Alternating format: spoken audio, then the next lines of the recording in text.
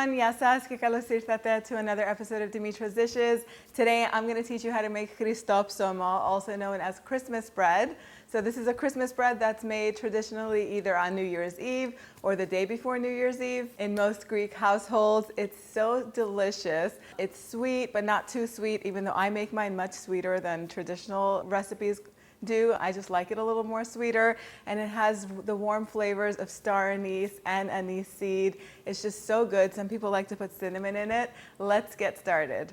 In the bowl of a tabletop mixer that's fitted with the dough hook attachment, I'm going to go ahead and add 2 cups or 500 milliliters of lukewarm water, 1.5 tablespoons of instant active dry yeast, and then a whole cup of sugar is going in the mixture, but I'm only going to add a little bit of it to the yeast mixture so it can help it activate, and the rest is going to go into the flour mixture. And I'm also going to take a little bit of the flour mixture and put it in the yeast. That's also going to help it activate. Leave the yeast aside for about 8 minutes or so just to make sure that it's alive, so that way it helps the bread rise. You'll know that the yeast is good once a little like foamy mixture, foamy cloud forms at the top. Just set that aside, and in the meantime get the rest of the ingredients ready. In my bowl over here I have about 5 to 6 cups or 800 grams of all-purpose flour. I'm going to pulse a star anise. These are all kind of broken, so I'm just going to use 2 of them, and I'm going to put them in my little mixer over here and pulse it until it's really finely ground. If you could get it to a powder, that's really good. If you have a coffee grinder, that'll grind it really well, but I don't have one. I have this. A mortar and pestle will work too. And then go ahead and add the ground up anise to your flour mixture. Next, I'm also going to add 1 tablespoon of anise seeds and 1/2 teaspoon of salt. I'm also going to add 1/2 teaspoon of ground up mahlepi. Next, I have 1 cup or 100 grams of walnuts that I'm going to grind up in my food processor over here. Just get them roughly chopped in there. You don't have to get them into a powder. And then I'm going to add them to a bowl along with a cup of raisins. You could leave the raisins out, but they add really nice sweetness. I'm using dark raisins, but golden raisins would be perfect for this. Once this is all done, the yeast should be activated. And now I'm going to add 1/3 cup of light olive oil to my mixture, a teaspoon of pure vanilla extract, and 1/4 cup of honey. If you add the olive oil to your mixing cup first, the honey just slides out. If you do the honey first, it's just going to get stuck to your little mixing cup, so definitely add the olive oil first. Then I'm going to start adding some of the dry mixture, which is this flour mixture, to the mixing bowl, and I'm going to start mixing it or kneading it on low speed, and then all of the flour is going to slowly get added to this, and I'm going to let this knead for about 8 minutes on low speed. If it's looking really, really sticky, and mine was very sticky, I'm going to go in and add 1 more cup of all-purpose flour, and then in the last 2 minutes of kneading, I'm going to add the ground walnuts and the raisins and let it knead for another 2 minutes. Once it's all done, it's still going to be a little bit sticky, but once you grease the bowl that it's going to go in and you toss the dough into the bowl, the stickiness should go away and it should be tacky.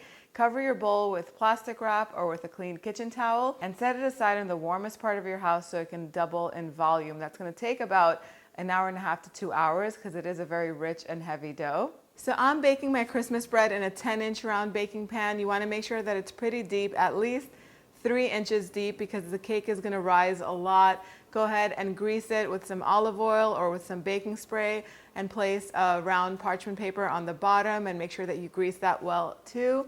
Set that aside, and then once the dough has risen, go ahead and transfer it onto a very lightly floured work surface. And then you're going to take a portion of the dough out, about 250 grams. A kitchen scale comes in handy at this point, but this is about the size that you're looking for because we're going to use this for the decorations.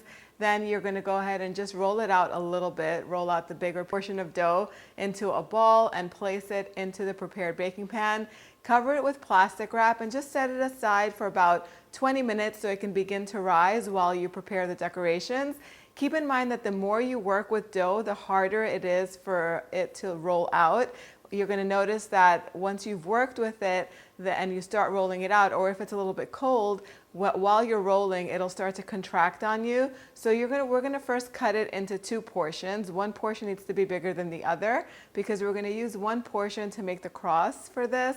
And we're gonna cut that bigger portion into 4 portions because we're gonna make 4 ropes out of this. If you want to, you can make 2 braids out of it. It's just gonna be a little bit harder because there's not enough dough. You can definitely take a bigger portion of dough, more than 250 grams, to make 2 braids for this. But I'm gonna roll each of these 4 little portions out into ropes, and you want them to be a little bit bigger than 12 inches because again, they are gonna contract a little bit and they're gonna go over each other. And the pan, since it's 10 inches, you want the ropes to be long enough so that way they make a beautiful decoration on top. If they're contracting on you, just go ahead and roll them as much as you can into ropes and then cover them with a clean kitchen towel. And after about 5 minutes, you're gonna see how much easier it's going to be to roll them out. Like I said, roll them out into ropes. Then you're gonna take 2 and connect them at the top and just twist them just the way I'm doing and set them aside. Then I'm gonna take this other small piece of dough that I have here and I'm just gonna roll it out into just a flat little disc. And I have this little leaf pie cutter. I use these cutters to make cookies and they're just beautiful. You don't have to do leaves. You can do whatever you want. And if you don't have a pie cutter, you can just use a knife to cut out little leaf shapes. If you have snowflake cookie cutters, those would be really pretty as well and festive. Go ahead and cut out about, if you're using leaves like I am, I'm gonna use 12 leaves. So I'm just gonna cut these out, and it does have a little stamp too, so I'll stamp each one and put them on a lightly floured surface. Take your bread out. It should have risen a little bit. And in a bowl, I've combined 2 to 3 tablespoons of honey with about 1 to 2 tablespoons of really hot water. Mix that together. This is gonna create a beautiful glaze and it's gonna add some sweetness to the top. Brush that honey over the top of the bread, and then you're gonna put your decorations on top. I'm just gonna take these twisty ropes and I'm gonna make an X or a cross with them. And then I'm gonna take the leaves and put 3 in each section just because that looks really pretty. I'm gonna brush everything with some more honey and I'm gonna cover it with plastic wrap and set it aside to rise for about 30 minutes or so. I like to put it in a really warm place so it gets nice and puffy. The more it rises, the lighter the bread is gonna be. All right, so your oven should be preheated to 350 degrees Fahrenheit. That's 180 degrees Celsius. This is gonna bake uncovered for the first 30 minutes, and you're gonna see that it's gonna get beautiful golden brown. If you were to cook it the whole time uncovered, and I've done that before, it's gonna get too brown and it's almost gonna look burnt. It won't be burnt, but it's not gonna look so pretty. So after 30 minutes, take it out of the oven and brush it with the remaining honey that's left over, that honey water syrup. Use all of it to brush it all around. That's gonna help it get more color and really nice flavor. Then loosely put the foil on top of it. And I also cut a little slit in the foil just to let that steam escape. You don't want the top to get soggy. Put it back in the oven for about 30 to 35 minutes. If you have instant read thermometer, it should read between 200 degrees Fahrenheit to maybe 210 maximum. That's how you know it's fully cooked. Take it out, run a knife around the edges to release the bread from the pan, and then let it cool in the pan for a good 20-30 minutes so it can come to room temperature. Then go ahead and take it out of the pan and let it completely cool, maybe on a cooling rack or on your cutting board or just on a clean surface. You don't want to cut into this until it's completely cooled. Otherwise, it's going to be doughy on the inside. Once you cut into this, it's going to smell incredible. You're just going to see the beautiful layers of bread in there. It's going to be so beautiful. It's going to smell good. It's just such a beautiful and aromatic bread. Again, I make it a little more sweet than the traditional recipes call for. Most recipes have maybe a quarter of a cup of honey and a couple of tablespoons of sugar in the whole bread. So if you want it more traditional, just cut the sugar by a lot, not even half. But if you want it a little sweeter like tureki, then you can go by my recipe. Once you bite into this, it tastes like heaven. Time for the taste test. Oh my goodness, it's so soft.